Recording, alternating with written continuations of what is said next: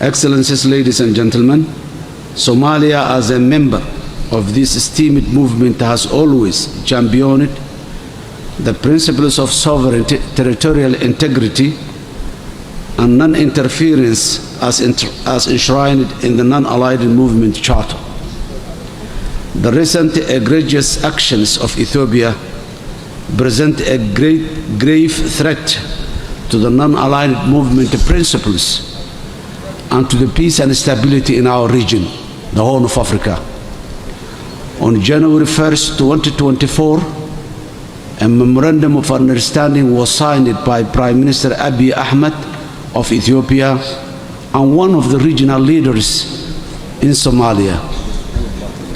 This MOU grants Ethiopia to annex a corridor to establish naval base in our coastline, a clear violation of Somalia's sovereignty and a breach of international laws and norms.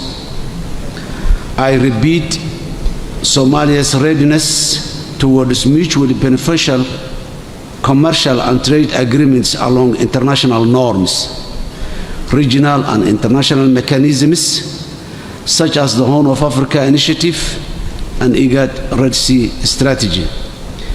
This offers opportunities for genuine and civilized partnerships such as the one that exists between the landlocked Republic of Uganda and the Republic of Kenya.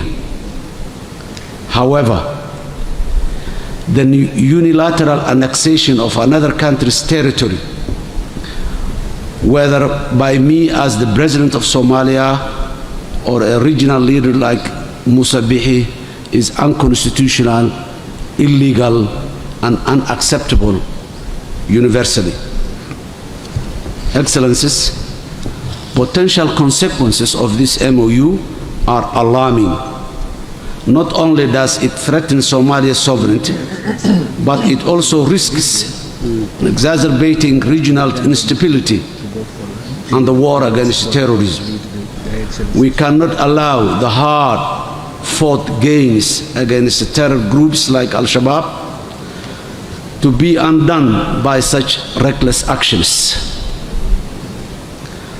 It undermines the efforts and the progress Somalia has made in recent years, including a significant strides in governance, economic development, and security.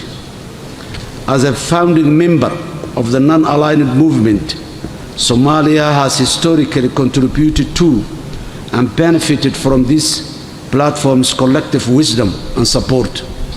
We now look to this movement, a pillar of peace and cooperation, to stand with us, Somalia, in rejecting these violations of international law by the government of Ethiopia. In conclusion, our collective action in respecting the international law and norms is crucial to ensuring that peace and stability prevails in these challenging times. Somalia, thanks to the outgoing chair of the Non-Aligned Movement, President Aliyev of Azerbaijan, for his critical role in guiding the organization to new heights. We stand ready to work with His Excellency President Museveni, who we believe with his wisdom will support the Non-Aligned Movement to address the increasingly complex global challenges of today. Excellencies, together we can uphold the principles of Non-Aligned Movement and ensure a more just and peaceful world among us and among other brotherly families of the world. I thank you.